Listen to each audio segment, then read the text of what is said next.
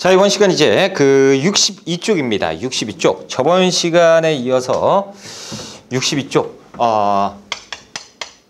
삼국을 통일시켜보자 라는 거죠.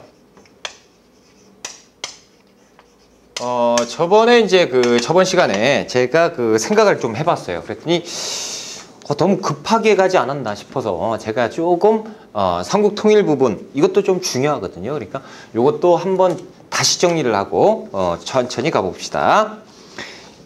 페이지 62쪽의 삼국통일인데요. 이제 백제와 고구려를 멸망시키는 거예요. 저번 시간에 잠깐 했으니까 했던 부분은 빼고요. 그래서 진덕여왕 때 이제 나당 연합을 했고요. 그렇죠? 나당 연합을 해서 이 나당 연합군이 누구를 칩니까? 백제를 쳤죠. 그래서 백제 치기 전에 전투 하나 기억해야죠. 그거 뭡니까? 황산벌 전투에서 김유신이 승리하고요. 그래서 사비성이 함락당이죠. 그러니까 그 다음에는 백제가 멸망했다. 연도까지 기억하시면 좋지만 연도를 기억 못한다 그러면 못하셔도 돼요. 660년. 그래서 백제 이후에 바로 부흥운동이 있었고요. 660년부터 663년인데 뭐 모르셔도 된다라는 거죠. 그리고 이제 고구려가 분열을 했어요. 그렇죠? 이 백제운동, 부흥운동을 이제 끝내고 고구려를 쳤는데 고구려가 분열해서 첫째 장남, 연남생이가 당나라로 투항했죠. 그런 다음에 이제 당나라 애들하고 공격을 같이 해서 그래서 이제 어딥니까? 평양성이 함락당하면서 끝이 나는 것이 고구려예요. 그래서 고구려가 멸망당했다. 라는 부분까지 했어요. 그렇죠? 그리고 그 이후에 하려다가 좀 쉽시다 그랬죠? 고구려가 멸망당했습니다. 자, 그렇다면 이제 우리나라 그리고 중국의 분위기가 조금 사뭇 달라졌죠. 이제 신라가 있고요. 신라가 이렇게 되어야 되는데 당나라 애들이 여기도 자기네 땅이라고 우기고, 그렇죠? 그리고 여기에 도읍을 설치하면서 신라를 그냥 집어삼키겠다. 이런 야욕을 부리니까 이제 신라에서도 분위기가 이상해졌어요. 당나라, 야, 니들 이러면 안 되지. 당나라에서 뭐야? 그러면 한번 하든가. 나 니들 먹을 건데 이렇게 숨겨진 발톱을 들이대니까 여기에서 제일 고소해야 하는 친구들이 있는데 그것이 누구냐면 고구려 유민들이에요. 꼴 좋다 이거지. 니들이 당나라 끌어들여가지고 이렇게 하더니 꼴 좋다라는 거예요. 신라는 지금 위기에 처해 있죠. 신라가 실질적으로 당나라를 견제할 수 있는 힘을 가지고 있느냐, 대적할 수 있는 힘이 있느냐, 그건 또 아니란 말이죠. 그렇죠? 그러다 보니까 신라는 큰일 났다는 거, 수도 금성이고. 자, 이때 고구려 유민들이 가만히 있어보자. 생각을 좀 바꿔보자라는 거예요. 만약에 신라가 멸망하면 이건 더 큰일이잖아. 그렇죠? 그러니까 야, 이거는 어쩔 수 없이 안 되겠다. 고구려를 다시 세우자라는 고구려 부흥운동이 전개가 됩니다. 자, 고구려 부흥운동이 전개가 되는데 670년에서 674년까지 이렇게 부흥운동이 전개가 됩니다. 그러면서 고구려를 다시 살리자라는 부흥운동이 있으니까 어처구니없이 신라에서 야, 우리가 도와줄게. 야, 빨리 니네 세워. 요런 말도 안 되는, 그렇죠? 고구려 부흥운동이 전개가 됩니다.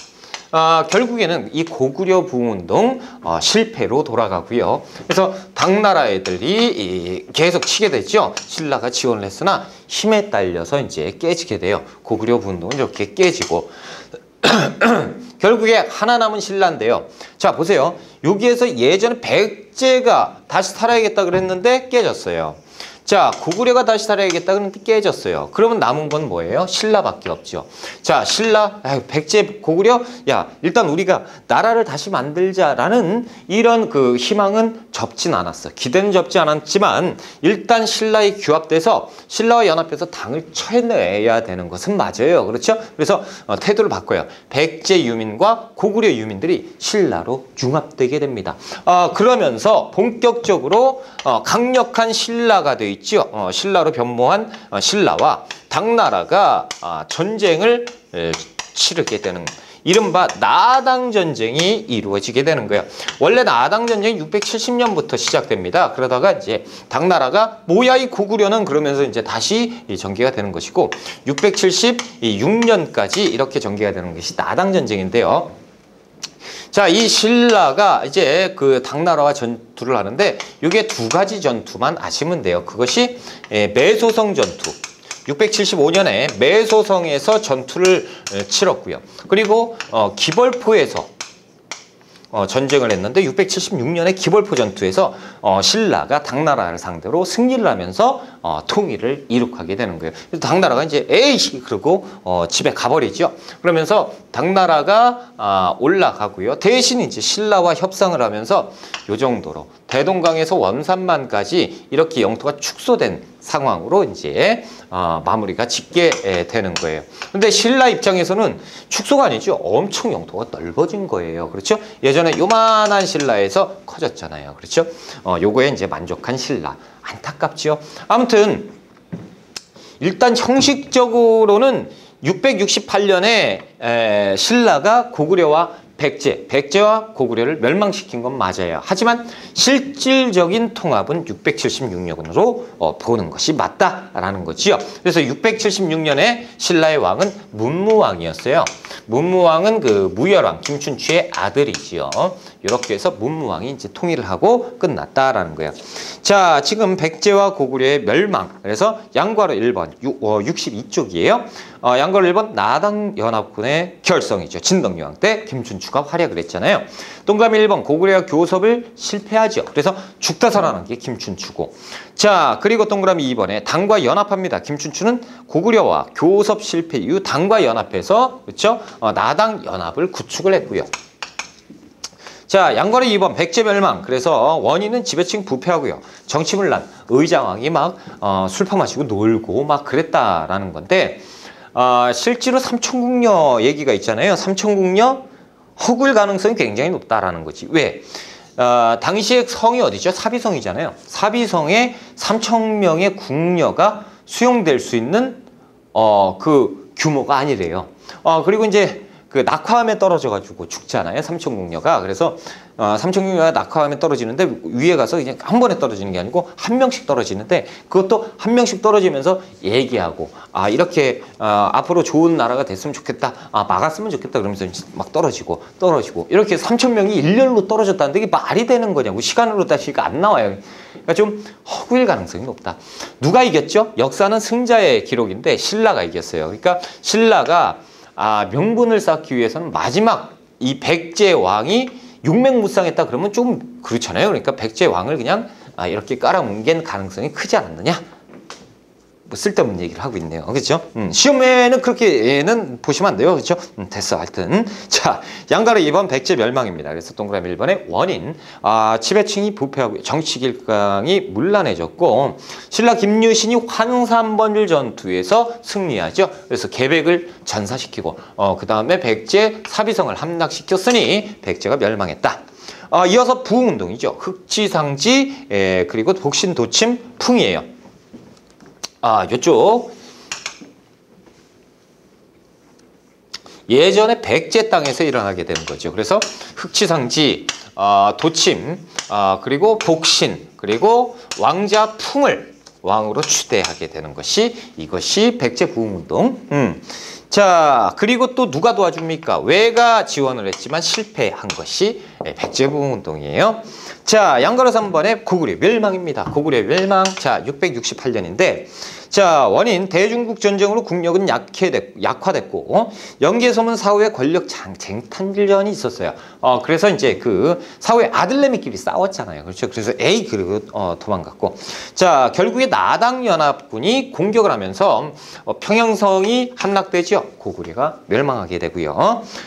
동그라미 2번 고구려 부흥운동의 전개입니다. 그렇죠? 그래서 이쪽 땅이잖아요. 예전에 고구려 땅에서 안승을 추대합니다. 안승이 그 보장왕의 또 아들이에요. 서자인데 안승을 왕으로 추대하고요. 권모잠과 고연무. 자, 이들이 뭡니까? 고구려 부흥운동을 전개하는데 결국엔 실패하게 됩니다. 자, 북운동 건모장 고현무 보장왕의 서자 안승을 왕으로 추대해서 추진했으나 신라가 지원했으나 아쉽게도 실패했다. 신라가 지원했어요. 이것도 어처구니 없는데.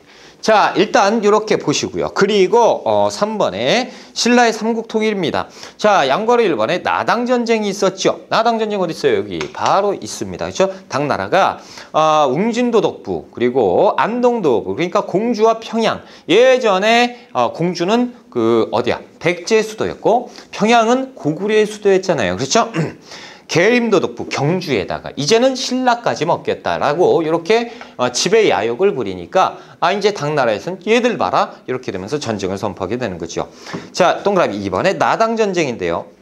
매소성 전투 그리고 기월포 전투에서 승리하면서 이겼다. 라는 거죠. 그래서 그 사료에 보면 매소성 기벌포 이렇게 나오는데 우리 시험에서는 이제 기벌포 정도 이렇게 아시면 될 것 같아요. 자, 그래서 양과로 이번에 삼국통일 언제? 676년이다. 자, 이것이 만화컷이나 이런 걸로 순서 맞추기가 나올 수가 있습니다. 어떻게 맞춰야 될까? 뭐 스토리텔링으로 이제 기억을 하셔야 되고요. 자, 보세요. 고구려 부운동은 안승을 왕으로 추대한 흑지상지 도침이 이렇게 전개하였다. 헷갈리죠? 어떻게 맞출 거야? 그래서 요거를 딱 잘라요. 그러면 여기 고구려 땅이죠. 백제 땅이에요. 그러니까 고구려 먼저 백제. 그렇죠?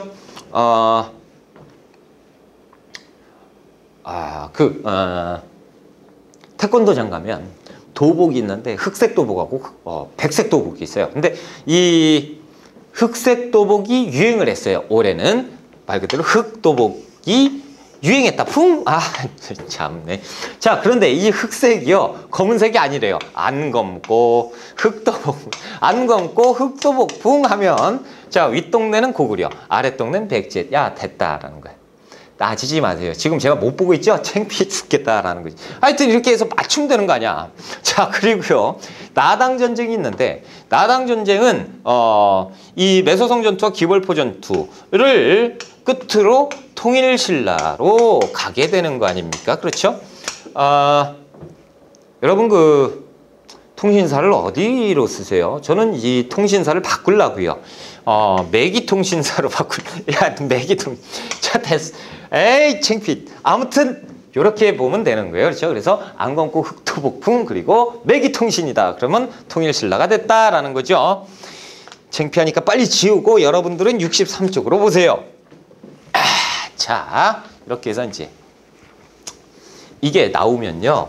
만화컷으로 나오고 그리고 이름을 바꾸고 그리고 막 나를 따르라 그러면서 평양성, 황산벌 막 이렇게 돼 있고 나를 따르라 매소성 막 이렇게 돼 있고 고구려의 중흥을 위해서 막 이렇게 막 고구려 부흥운동 이런 걸로 커트로 해가지고 나올 가능성이 굉장히 큽니다. 그러면 나오게 되면 몇 점? 3점짜리일 가능성이 굉장히 커요. 그러니까 뭐 간과하지 마시고 한 번쯤 보고 가자라는 거예요. 자, 이제 63쪽으로 가볼게요. 남북국 시대입니다. 여러분, 남북국 시대가 뭐예요? 처음 들어보셨죠? 처음 들어보시는 분들이 많은데요. 조금 있다가 하겠지만, 자, 아랫동네 이제 신라가 통일을 했었죠? 그래서 이른바 통신사가 만들어졌어요.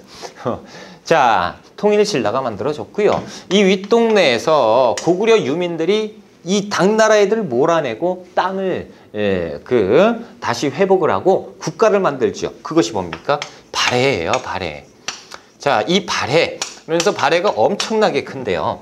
아무튼 이렇게 지금 뭡니까? 남한과 북한이 있잖아요. 지금도 그러니까 남북국 시대다라고 봐야 되는 거죠.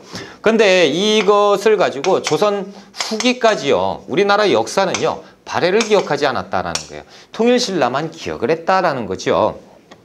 그래서 18세기 이 실학자 유득공이요. 이것을 개탄합니다. 그러면서 자, 우리가 발해를 우리 역사로 인정하지 않았다라는 것은 이것은 한탄스러운 일이다. 발해도 우리 역사다라고 하면서 발해고라는 책을 저술을 하는데요. 역사서.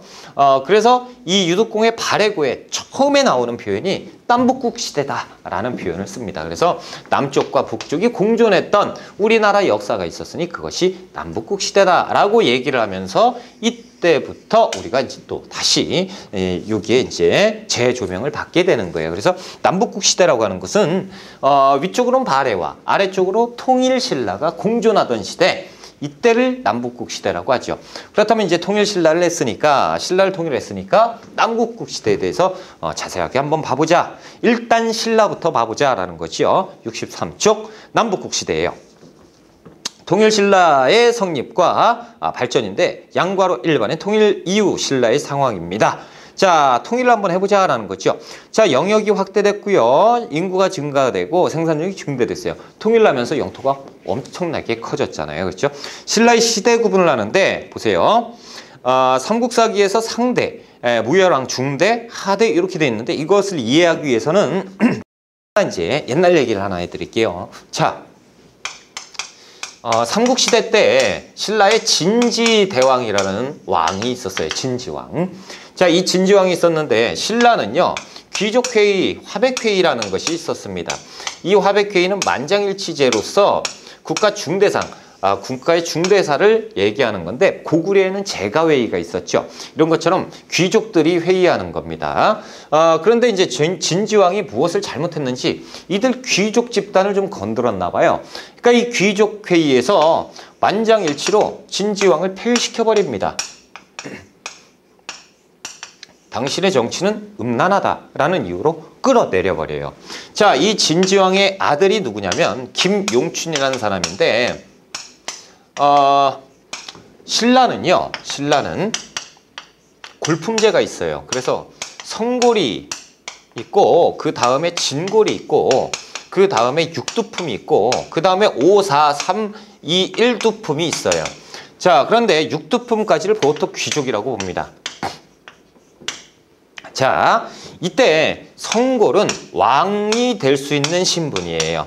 진골은요, 왕이 될 수는 없어요. 하지만 1급 공무원부터 17급 공무원까지 전체 다 아우를 수 있는 1급 공무원까지 갈 수 있는 신분이 성골과 진골. 그중에서 왕이 될 수 있는 사람은 성골이고 육두품은 6급 공무원까지밖에 못 올라가요. 절대 올라갈 수가 없는 것이 육두품이에요. 아무튼 육두품까지를 귀족으로 보고 있는데, 자, 보세요. 김용춘은 그러면 진골입니까? 성골입니까? 왕이 되었으니까 원래 이 집 대에는 성골이죠. 성골인데 폐위가 되면서 진골로 강등시켜버린 거예요. 그러니까 이제 김용춘이는 성골이면서 진골이 돼버렸어. 왕이 될 수 없는 신분. 그의 아들이 누군지 아십니까? 그 유명한 김춘추예요. 와, 그 왕이 될 수가 없잖아. 진골 출신이에요. 그렇죠? 그런데 진골이지만 성골이죠. 자, 이때 멸망한 나라가 하나 있는데 그 나라가 가야지요. 가야의 장수 출신 가야 출신의 신라의 장군이 나오니 그 유명한 김유신이에요. 김유신이 이때 김춘추가 이렇게 이제 부상하고 있을 때 정치적으로 이제 앞면에 나서서 머리도 뛰어나고 그렇죠? 덕도 있고 하다 보니까 이때 이제 김유신은 이 힘을 인정받아서 대장군으로 임명이 되었더 있는 신라의 장수였습니다. 이 김유신. 이때 당시가 이 선덕여왕 때고 유명하잖아요. 그렇죠? 선덕여왕 들어보셨죠? 선덕여왕 다음에 진덕여왕 때입니다. 이때 이제 그 귀족의 수장격으로 김춘추가 이제 활동을 하고 있을 때고 김유신은 이제 그 신라의 장수였는데 이 진덕여왕, 선덕여왕이 이렇게 왕위에 앉았다라는 거, 여왕이 등장을 했잖아요. 여왕이 등장을 했다는 건 의미가 큰 겁니다. 왜 그러냐면 자, 왕은 누가 되죠? 성골. 남자 중에서 뽑았어요. 남자 중에서. 자, 성골 남자가 왕이 돼야 되는데 신라는 자신들의 특권을 유지하기 위해서 자신들끼리 결혼을 해요. 근친혼을 한단 말이야. 그러다 보니까 성골끼리 결혼을 해요. 그러다 보니까 자식을 낳다가 이게 유전자 변형에 의해서 남자가 이제 태어나지 않을 때가 와요. 그러다 보니까 누구밖에 없어? 여성밖에 없어요. 그러다 보니까 여자 성골밖에 남자 성골은 세상에 존재하지 않아 버려요. 자연적으로 없어져 버렸단 말이죠. 그러니까 여자 성골만 남았으니까 여왕으로 추대한 건데 이 진덕여왕 다음번에 왕이 될 사람이 이제 아예 없어요. 그러다 보니까 이제 화백회의가 다시 이때 열려요. 화백회의가 열리는데 이때 화백회의에서 상대등이라고 하면 귀족회의, 그러니까 귀족의 우두머리 상대등이 있었는데 상대등 알천이 김춘추가 왕이 되는 게 낫겠다라고 얘기하니까 화백회의에서 만장일치로 맞다라고 하는 거죠. 왜냐하면 지금 빨리 선택을 안 하면요, 진골들이 어떻게 서로 왕이 되겠다고 난리가 날 거 아닙니까? 성골이 없으니까. 그렇죠? 그럼 이건 걷잡을 수 없는 일이죠. 그래서 김춘추가 봐라, 이렇게 되지 않았느냐, 그러니까 김춘추가 왕이 되는 게 맞을 것 같다라고 하니까 이의 제기하는 사람이 없죠. 그렇죠? 물론 표면적으로는 진골이지만 성골이니까 뭐야 이게, 그렇죠? 그래서 김춘추가 그 다음에 이제 진덕여왕 다음에 왕이 되게 되는데 이때 김춘추를 이렇게 할 수밖에 없었던 이유도 있어요. 뭐냐면 김유신이 김춘추의 배경이 되었다라는 거죠. 김유신이 진덕여왕 때 김춘추의 이것을 알아보고요, 미리 가서 접촉을 해요. 우리 축구 시합 한번 합시다. 그럼 축구 시합 하면서 막 하는데 공을 때려야 되는데 김춘추의 다리를 걸어 그래요. 이 김춘추가 와 이렇게 되지. 그럴 때 이제 다 까지고 피투성이가 되니까 김유신이 내 잘못이요, 우리 집으로 가서 치료도 좀 하시고 좀 쉬었다 가시죠. 그럽시다. 그래서 이제 가가지고 이렇게 하는데 김유신과 김춘추가 술을 이제 마시면서 얘기하는, 술이 거하게 취하셨으니 우리 조금 이제 내일 가시는 게 어떻겠습니까? 김춘추가 그럴까요? 이렇게 된 거죠. 그때 김유신의 동생이 있었어요. 여동생 보희와 문희가 있었어. 첫째 동생과 둘째 동생인데요. 이때 이제 김유신이 가죠. 자, 요렇게 해서 내일 가신단다. 그러면 춘추궁을 누가 같이 함께 하겠느냐라고 얘기를 할 때 둘째 동생이 제가 할게요 라고 얘기를 해요. 왜냐하면 첫째 동생이 보희가 저 감기 때문에 몸이 안 좋아서 그럴 수가 없다라고 하니까 둘째 동생이 제가 할게요 이렇게 돼서 나중에는 이 김춘추가 이 김유신의 누구예요? 이 여동생과 결혼을 해요. 그래서 결국에는 왕비가 돼버리게 되는 거죠. 나중에. 그렇죠? 이렇게 되는 것이 이제, 그래서 9살이 차이가 나는, 김유신이 9살 많고 김춘추가 9살이 아래였는데 아무튼 이렇게 돼서 인척관계를 맺어버렸고, 그리고 이런 일이 있었을 때 화백회의에서는 어쩔 수 없죠. 이 김춘추 반대하면 그러니까 이렇게 돼서 자연스럽게 김춘추가 왕이 되는데 그때부터 이제 무열왕이 김춘추가 이제 왕이 되면서 무열왕으로 즉위하게 되는 겁니다. 자, 그러면 보세요. 자, 무열왕이 왕이 됐을 때 그 무열왕 이전엔 성골 출신의 계열에서 왕이 됐는데 이후엔 성골이 없잖아요. 그래서 이제 혈통이 바뀌었다라는 거지요. 진골에서 왕이 나오기 시작했다라는 거예요. 그래서 이 무열왕 때부터 이 성골이 왕이 됐을 때를 실다, 상대, 그리고 진골이 왕이 됐을 때 이때 중대로 보게 되는 것이고, 왕권이 땅에 떨어지는데 그때 혈통이 한번 바뀌어요. 그래서 내물계 진골로 바뀌게 되는데 그때부터 하대라고 보는 겁니다. 그래서 신라 중대, 상대 중대 하대는 삼국시대 신라가 상대, 그리고 통일되면서 중대, 이게 아니에요. 이게 아니고 뭡니까? 무열왕 이후부터. 그래서 혈통을 가지고 구분을 하는 것이 상대, 중대, 하대다라는 거죠. 그리고 뭐 이 유명한 일화가 있잖아요. 그렇죠? 언니하고 동생 간에 어떤 일화가 있냐면 그날 있잖아요. 그날 문희, 그러니까 첫째 언니가 꿈을 꿔요. 꿈을 꾸는데 엄청난 꿈을 꿔요. 야, 동생아, 나 오늘 이상한 꿈을 꿨다. 언니 뭔데? 내가 소변이 너무 많이 온 거야. 그래서 찾다가 보니까 언덕으로 올라갔어. 그래서 언덕에서 이상하다. 그 언덕에 올라갔더니 신라 땅덩이가 다 보이는 거야. 그래서 언니. 근데 거기에서 내가 급하니까 그냥 치마를 내리고 했지. 그래? 그러면 이제 괜찮겠네. 시원했어? 시원했는데 그 물이 신라를 잠겨버렸대. 그게 홍수가 나버렸대. 그래서 신라를 그냥 물바다로 만들어버렸다. 그 얘기를 듣고 동생이 언니, 나 그 꿈 내가 살게. 그래라. 그리고 샀어요. 그랬는데 왕비가 됐다. 왕비가 되는 꿈이었죠. 그렇죠? 절대 여러분들 꿈 팔고 사고 그런 거 하면 안 돼요. 아무리 장난이라도 이런 게 있잖아. 이 역사는 그래서 배워야 되는 거예요. 역사의 삶의 지혜가 나타난다는. 자, 아무튼 양가르기 2번에 신라중대 왕권 전제화입니다. 그래서 무열왕 때부터 왕권 전제화가 있었어요. 태종 무열왕인데요. 최초의 진골 출신 왕으로 이제부터 진골만이 왕이 될 수 있었다. 진골도 왕이 이제 나오게 됐다. 자, 집사부 장관의 시중의 기능을 강화했다라는 건데 이것은 뭐냐면 왕권이 강화됐다라는 건데 자, 왕이 있습니다. 왕의 그 비서기구가 있었는데 그 비서기구의 이름 집사부라는 기구가 있어요. 이 집사부의 장관이 시중이라는 직책을 갖고 있었던 장관이 있어요. 그러니까 비서실장이지. 그렇죠?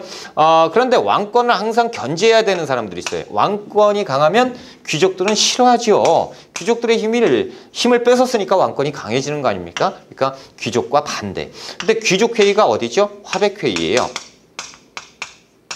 이렇게 되는 겁니다. 그래서 왕권이 강하잖아요. 그럼 비서의 기능도 강해져요.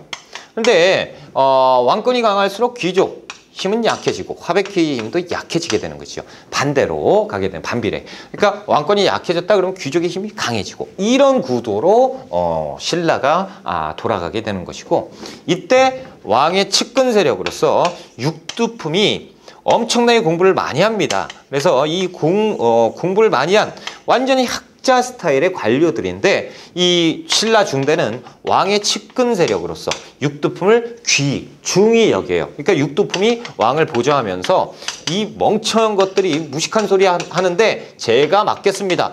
좀 도와주시오. 그러면서 명분싸움으로 따박따박 따지니까 이 진골들은 어떻게 됩니까?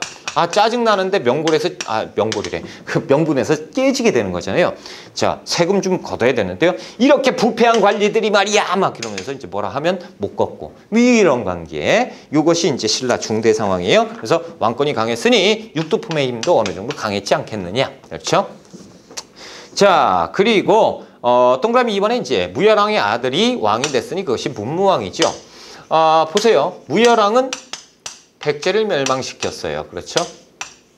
문무왕은요. 고구려를 멸망시켰죠. 다시 얘기해서 통일을 완성한 왕이 또 문무왕입니다. 그러니까 매기 통신할 때 매기 전투는 누가? 문무왕이 승리했다. 이렇게 보시면 되는 것이죠. 자, 그리고 이 문무왕의 아들 신문왕이 등장을 합니다. 자, 여러분 신문왕은요. 무조건 외우세요. 신문왕 시험 문제 엄청 잘 나와요. 4번 시험 보면 3번 이상 나오는 게 신문왕인데 이 김춘추의 손자지요. 그렇죠? 신문왕인데 신문왕은 왕권 전제화라는 표현을 씁니다. 왕권이 그냥 강한 게 아니고 전제화예요. 그러니까 이 신라 시대를 통틀어서요. 신문왕이 가장 왕권이 강했다라고 보시면 됩니다. 자, 신문왕은 어떻게 이렇게 강한 왕권을 가졌느냐? 물론 아버지 그리고 그의 아버지 할아버지가 왕권을 강하게 했으니까 그 덕을 받겠지만 그것만으로서 이렇게 전제화, 신격화되는 이 엄청난 힘을 가질 수는 없었을 거고 무슨 일이 있었겠지요. 자, 신문왕은요. 그의 부인이 있었고 그의 부인의 아버지 그러니까 신문왕의 장인이 있었는데 그 장인이 김흠돌이라는 사람이 있었어요. 이 김흠돌이 신문왕의 장인인데 신문왕이 왕위에 즉위하는 그 해에 자신이 왕이 되겠다고 반란을 일으켜버립니다. 이것은 무엇을 단적으로 보여주냐면 아직도 이 귀족 세력을 다 누르지는 못했다는 얘기죠. 어느 정도의 힘을 가졌기 때문에 이 김흠돌을 추존하는 세력들이 있었다는 거죠. 신문왕은 이 일을 계기로 해서 장인을 죽여버립니다. 그리고 이 장인을 따랐던 그 진골 귀족들 있잖아요. 이들을 싹 다 제거해버리지요. 자, 그럼 뭡니까? 내가 내 아버지도 장인도 아버지예요. 그죠? 아버지도 죽인 사람인데 누군들 못 죽여. 그러면서 싹 다 죽여버리죠. 그러니까 엄청나게 무섭죠. 그러면서 이제 뭐 신하들이 뭐 하면 이를테면 이런 거죠. 자, 이걸 추진하겠는데 어떻게 생각하시오? 아니되옵니다. 그러면 닥치시오 이렇게 돼버리는 거죠. 그렇죠? 조용히 해라 이거야. 그러면 이제 뭐 조용히 해야죠.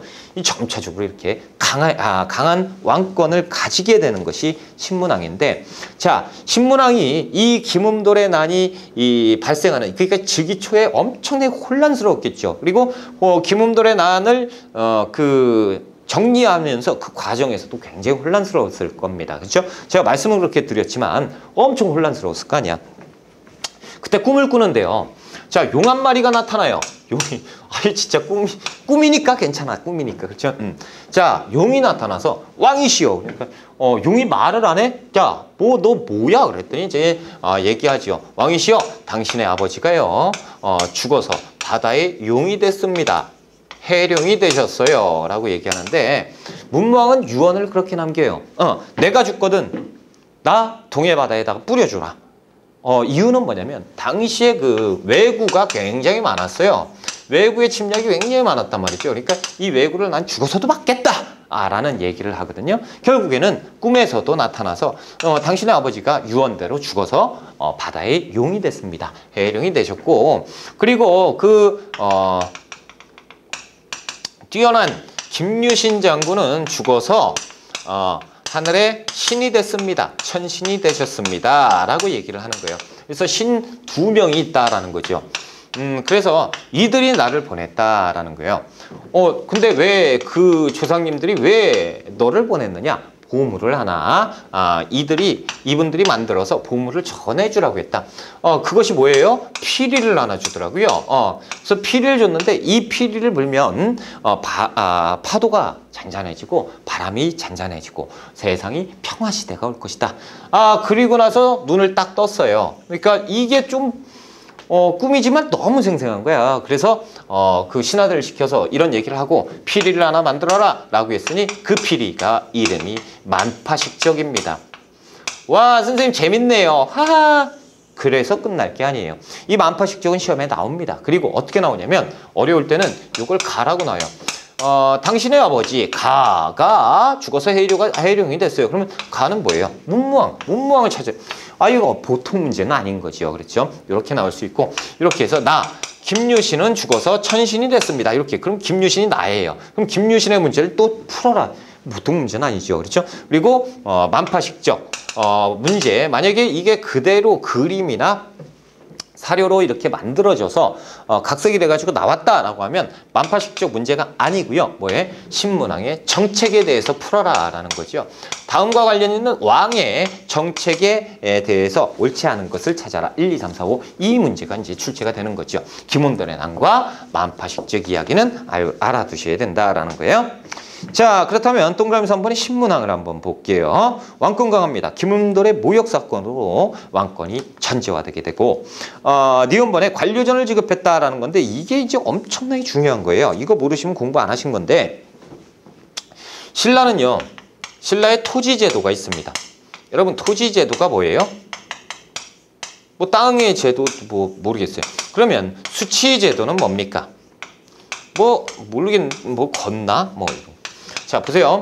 수치제도는 말 그대로 걷는 겁니다. 세금을 걷는 방법이죠. 세금을 걷는 법을 수치제도라고 하고요. 그리고 토지제도는 뭐냐면 지금 공무원들 월급 주죠. 그것이 토지제도. 당시에는 돈이 없으니까 땅으로 가름해서 지급을 했던 것입니다. 그래서 지금은 토지제도를 좀 공부를 할 건데요. 자, 예전에 신라에서는 시급이라는 걸 줬다라는 거예요. 시급과 노급이라는 것을 주었고요. 이렇게 지급을 했습니다. 자, 이것은 어마어마한 권리예요. 뭐냐? 자, 조세를 수취할 수 있는 권리입니다. 조세 수취권과 줄여서 뭐라고 하냐면 수조권이라고 불러요. 수조권. 자, 그리고 노동력을 징발할 수 있는 노동력 징발권을 같이 줬어요. 이것은 한번 설명이 좀 필요한데요. 잘 들으세요. 자, A라는 동네, A라는 동네 국가에서 A라는 관리에게 자, 이 동네를 네가 노급을 가져라 라고 해서 노급을 주었다라는 거죠. 근데 이 동네는요, 1, 2, 3, 4, 5, 5명의 사람들이 살고 있었다라는 거죠. 그러면 이 관리는 어떻게 되는 거냐면 조세수칙권을 받았죠. 이거는 뭐예요? A라는 지역에 가서 내가 이 지역에 노급을 갖고 있는 사람이다. 자, 당신들 빨리 국가에 세금 내시오. 그러면 보통 이제 10분의 1 정도를 세금으로 냅니다. 그럼 이 관리가요, 국가에 지급을 해야 되잖아요. 안 줘도 돼요. 내가 챙기는 거죠. 이것이 합법이에요. 왜? 조세 수칙권입니다. 이것은 시급과 노급 같이 지급했다라는 거죠. 또 하나 무서운 건 뭐냐면, 자, 이 관리도 자신의 집이 있고 자신의 땅이 있을 거 아닙니까? 노급을 받았어요. 그러면 자, 얘들아, 몇 월 며칠 몇 시까지 우리 집 앞마당에 모여 라고 하면 모여야 돼요. 안 모이면요, 끌려가요. 법이 그래요. 뒤지게 맞는 거예요. 관아에 끌려가서. 이 노급을 가졌기 때문에. 왜? 노동력 징발권이 있었기 때문에. 그리고 여기에서 무임금으로 야, 이래 다 깔어. 그럼 갈아야 돼요. 이것이 엄청난 권리죠. 근데 이것을 토지자도 관리들이 월급으로 받았다라는 거지. 농민들이 얼마나 힘들었겠어요. 그렇죠? 자, 이때 관료전이라는 것이 있어요. 관료전은요, 조세수칙권을 줍니다. 하지만 노동력 징발권은 없어요. 그러니까 이게 뭔지 아시겠죠? 그렇다면 보세요. 지금 신문항은 어떻게 했냐면 이 지금까지 지웠던 노급을 폐지했어요. 없애버렸단 말이죠. 그리고 관료전을 지급했대요. 그럼 뭐예요? 신하들의 권리를 뺏은 거죠. 그런데 신하들의 권리를 뺏었는데 이게 보통 반발할 일이 아니잖아요. 엄청났을 건데 죽여버린다니까요. 그러니까 엄청나게 왕권이 강했다. 왕권이 강했다라는 것을 단적으로 보는 예가 뭐냐? 신문항의 관료전 지급, 노급 폐지였다라는 거죠. 자, 이렇게 보시고, 자, 그 디귿번에 보시면 통치체제 정비입니다. 전국의 통치체제에서 자, 이 신라가요, 예전에 비하면 엄청나게 커졌잖아요. 이 엄청나게 커진 이 신라를 통제하는 통치 수단이 필요하죠. 이 다시 얘기해서 지방을 나누는 거예요. 몇 개로 나누느냐? 구주 9개의 주로 나눕니다. 그래서 9개, 한주, 삭주, 명주, 한산주 이렇게 해서 9개의 주로 나눠놓고 통치를 하는 거예요. 이것이 구주 오소경인데, 그렇다면 선생님 오소경은 뭡니까? 라는 건데, 자, 구주 오소경. 자, 여기가 수도가 어디예요? 이쪽에 있는 금성이 신라의 수도입니다. 너무 한쪽으로 치우쳐져 있어요. 그러다 보니까 이쪽에서 반란이 있어요. 이쪽에서 반란이 있습니다. 난리 나는 거예요. 야, 이걸 언제 여기까지 가서 진압을 하고 있어요. 근데 진압하는 과정에서 여기서 반란이 났어요. 그래서 군대를 쪼갤까? 그래서 이렇게 여기에서 났어요. 이게 최대 단점이에요. 한쪽으로 쏠려 있으니까 중앙이 아닌 곳. 그래서 이것을 보완하기 위해서 5개 특별시를 만들어놔요. 서원경, 중원경, 남원경, 뭐 북원경, 동원경 이렇게 해서 5개. 이렇게 5개를 만들면 요쪽으로 가면 되고, 그렇죠? 요쪽에서 가면 이렇게 나누는 거죠. 그래서 구주 오수경 제도가 신문항이 만들었던 지방 통치 체제입니다. 자, 그리고 구서당 십정이라는 군대를 만들었어요. 중앙에 있는 군대는 구서당, 지방에 있는 군대는 십정인데, 여러분들 또 중앙군, 지방군을 좀 아셔야 되는데, 지금도 군대가 있잖아요, 그렇죠?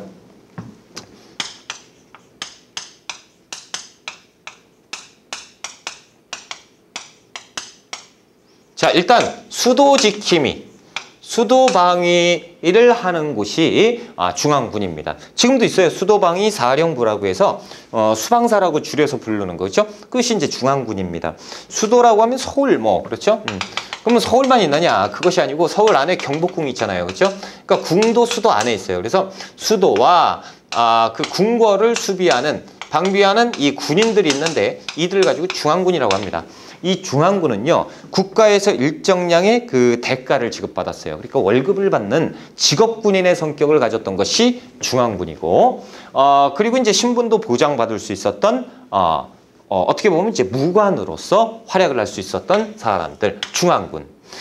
그 이외에 나머지가 다 지방군이에요. 지금 우리가 보통 군대를 가면 다 어디 갑니까? 다 지방군 가는 거예요. 거의. 그렇죠? 저도 지방군 갔다 왔고.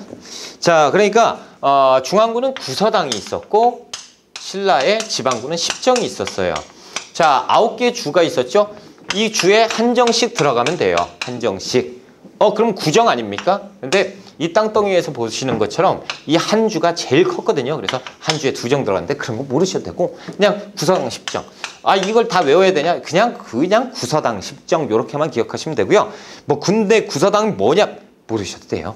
우리 중급이기 때문에. 자, 이제 양거로 3번에 신라하대의 전제왕권의 동요가 나와요. 자, 동그라미 1번에 이제 경덕왕 때부터 원래는 신라 중대가요.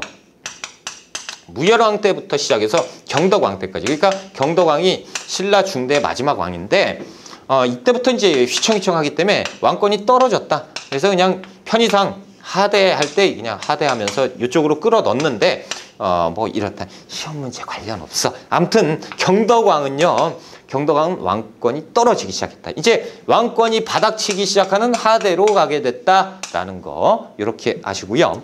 자, 경덕왕 동그라미 1번에 보시면 노급이 부활했어요. 지웠네요. 그렇죠? 자, 노급을 부활시켰다라는 거죠. 이거 없애고. 그렇죠? 그럼 관료제는 안 주고 노급을 줬다. 그러면 왕권보다 신권이 강해졌다라는 거예요. 그럼 선생님, 시급하고 노급의 차이가 뭡니까? 지급 대상의 차이예요. 시급은요, 왕족 이렇게 이제 지급을 했다. 노급은요, 그냥 보통 관리 이렇게 보시면 돼요. 뭐 그 지급 대상만 차이가 있고 내용은 차이가 없어요. 시급, 노급 그냥 거의 비슷하다 이렇게 보셔도 되고 우리 시험에서 이걸 구분을 한다? 구분 안 해요. 그러니까 걱정하지 마시고요. 자, 노급이 부활했다라는 건 단적으로 뭐예요?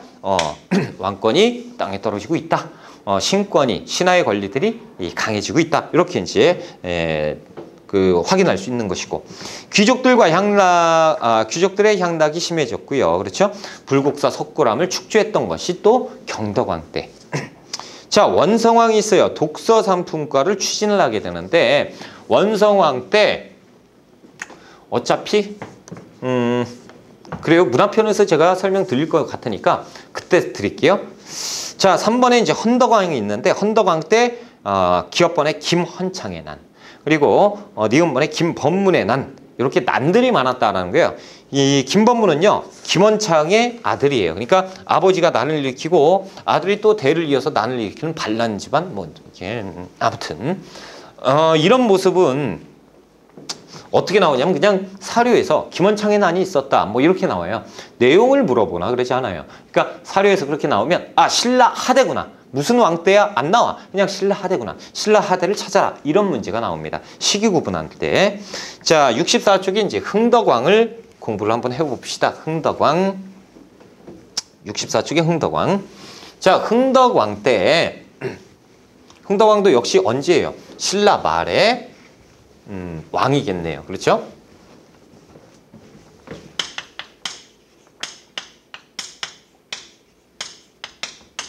자, 흥덕왕 때 보면 기억본에 바로 나오는 게 뭐죠? 장보고예요. 장보고. 아하, 바다의 왕자 장보고지요. 자, 이 장보고의 활동이 시험 문제 많이 나옵니다. 그래서 장보고를 우리가 조금 기억을 해야 되지 않겠느냐. 자, 일단 신라 통일신라 때 자, 당나라가 기억하는 국제무역항이 생겨요. 그 이름하여 당항성인데 자, 지금 여기에서 보시면 이 신라와 중국과 왔다 갔다 하는 교역로, 보통 서해, 그렇죠? 그리고 이 남쪽으로 이어서 이렇게 가는 남해, 요런 쪽에 이제 그 무역로가 생겼겠죠. 그런데 이때 뭐가 또 많겠습니까? 한편으로 보면 도적대들이 많아요. 이 바다의 도적대들 뭐라 부르죠? 해적들이 엄청나게 많은 거예요. 그러니까 이제 장보고와 흥덕왕을 찾아가서 제가 이것을 소탕을 한번 해볼게요. 그래, 그러시오. 그래서 완도라는 곳에 청해진을 설치합니다. 청해진을 설치하는데 겉으로 볼 때는 이게 상단이에요. 상단. 상업활동을 하는, 그렇죠? 그 장사치 집단 이런 것처럼 보이지만 실제로는 그게 아니고 군사, 그러니까 군대란 말이죠. 이런 걸 만들어 놓고 이 엄청난 그 군사력을 이끌고 싹 다 밀어버립니다. 그래서 황해와 남해의 해적들을 소탕하는 것이 장보고예요. 엄청나죠? 그래서 해적 소탕 내용 보시면 완도에 청해진을 설치하고 해적을 소탕해서 남해와 황해의 해상 무역권을 장악을 했다라는 표현이 나올 겁니다. 그렇죠? 그리고 신라 중대에 가면요, 이 신라 사람과 중국 사람들의 그 당나라 사람들이 교역을 엄청나게 많이 하거든요. 특히나 우리가 신라 때 유학생들 혹은 이민 아닌 이민 가가지고 장사하는 사람들이 굉장히 많아요. 신라 사람들이 보통 산동 지방하고 양쯔강, 양쯔강 하류 이쪽에 배가 왔다 갔다 하니까요. 그렇죠? 이쪽에 사람들이 엄청 많이 살았는데 엄청 많은 정도가 아니고 그냥 하나의 마을을 형성을 해요. 그래서 신라촌, 신라방, 신라원, 신라관, 신라소 이런 것들이 만들어져요. 신라촌은 지금도 있어요. 미국 같은 데 가면 코리아타운 있죠. 이게 신라마을, 코리아타운. 사람이 많죠. 사람이 많다 보니까 그것을 사람들을 관리해야 되는 우리의 그 동사무소 기관이 필요하죠. 관청, 신라소예요. 사람이 많다 보니까 여관도 필요하죠. 신라관. 사람이 많으니까 종교활동도 하죠. 신라원, 사찰도 만들어지는 거예요. 이 사찰, 신라원을 만든 사람이 또 장보고입니다. 그래서 장보고, 이것이 신라원 이름이 법화원이에요. 한두 번쯤은 들어보셨을 거예요. 이 법화원을 만들어 놨는데요.